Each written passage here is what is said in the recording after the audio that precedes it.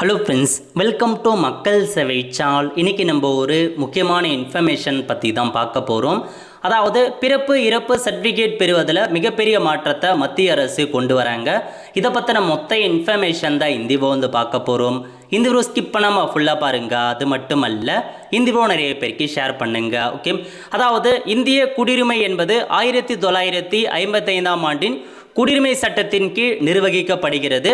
So அதனால் ஒரு நபர் பிறப்பு மற்றும் இறப்பு பதிவு பண்ணுறதுல இந்திய குடியுரிமை பெற முடியும் அப்படின்ற மாரி அப்டேட் பண்ணியிருக்காங்க. இந்திய குடியுரிமை தீர்மானிப்பதில் ஒரு நபரின் பிறப்பு என்பது முக்கிய பங்கு வகிக்கிறது அப்படின்ற மாரி சொல்லிட்டாங்க. பர்த் சர்டிஃபிகேட் ரொம்பவே இம்பார்ட்டன்ட்ங்க. நிறைய பேருக்கு அது தேவைப்படும். இப்போ என்ன சொல்லியிருக்காங்க அப்படின்னா, பிறப்பு சான்றிதழ் நாட்டின் மிக முக்கிய ஆவணமாக கருதப்படுகிறது. இந்நிலையில் போலி ஆவணங்கள் மூலம் பிறப்பு மற்றும் இறப்பு சர்டிஃபிகேட் பெறுவதை தடுக்கும் வகையில் பிறப்பு இறப்பு பதிவு சட்டத்தில் மத்திய அரசு புதிய திருத்தங்களை பார்த்தா கொண்டு வராங்க. அதாவது பிறப்பு இறப்பு பதிவு சட்டத்தில் நிறையா மாற்றத்தை மத்திய அரசு கொண்டு வராங்க. தற்போதைய நடைமுறைப்படி பிறப்பு இறப்பு நிகழ்ந்து ஓராண்டுக்கு மேல் தாமதமாக பதிவு செய்வதாக இருந்தால் மாவட்ட நடுவர் அல்லது வருவாய் கோட்டாட்சியர் அல்லது மாவட்ட ஆட்சியரால் அதிகாரம் அளிக்கப்பட்ட நிர்வாக நடுவர், அதாவது எக்ஸிக்யூட்டிவ் மேஜிஸ்ட்ரேட் ஆகியோர் அனுமதி பெற்ற பின்பே பதிவு செய்ய முடியும்.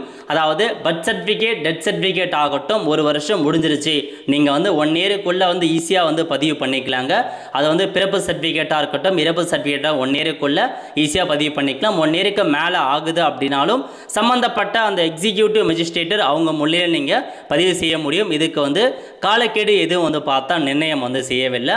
ஆனால் வரவுள்ள புதிய திருத்தத்தின் கீழ் பிறப்பு இறப்பு நிகழ்ந்து 2 ஆண்டுகளுக்கு மட்டுமே மாவட்ட நடுவர் அல்லது வருவாய் கோட்டாட்சியர் அல்லது மாவட்ட ஆட்சியரால் நிர்ணயிக்கப்பட்ட எக்ஸிக்யூட்டிவ் மேஜிஸ்ட்ரேட் ஆகியோர் அனுமதி செல்லுபடியாகும். ஸோ இப்போ வரைக்கும் 1 இயருக்கு மேலே ஆயிடுச்சு, ஒரு பர்த் சர்டிஃபிகேட் ரெஜிஸ்ட்ரேஷன் பண்ணாமல் 1 இயருக்கு மேலே ஆகுது அப்படின்னா நீங்கள் எத்தனை வருஷம் ஆனாலும் சரி அவங்ககிட்ட நீங்கள் பதிவு பண்ண முடியும். பட் இப்போ என்ன திருத்தம் கொண்டு வராங்க அப்படின்னா, 2 வருஷத்துக்குள்ளார மட்டும்தான் உங்களால் அவங்கக்கிட்ட பதிவு பண்ண முடியும். எக்ஸிக்யூட்டிவ் மேஜிஸ்ட்ரேட் கிட்ட 2 வருஷத்துக்கு மேலே போகுது அப்படின்னா ஒரு அப்டேட்டை கொண்டு வராங்க பாருங்க.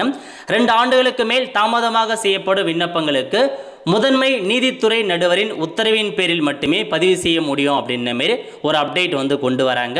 ஸோ முன்னதாக கடந்த 2023ஆம் ஆண்டு இச்சட்டத்தில் கொண்டு வரப்பட்ட திருத்தத்தின்படி பள்ளி கல்லூரி சேர்க்கை, ஓட்டுநர் உரிமம், வாக்காளர் அட்டை, ஆதார், பாஸ்போர்ட், திருமண பதிவு, இது எல்லாத்துக்குமே பர்த் சர்டிஃபிகேட் தான் முதன்மை ஆவணமாக அறிவிச்சிருந்தாங்க.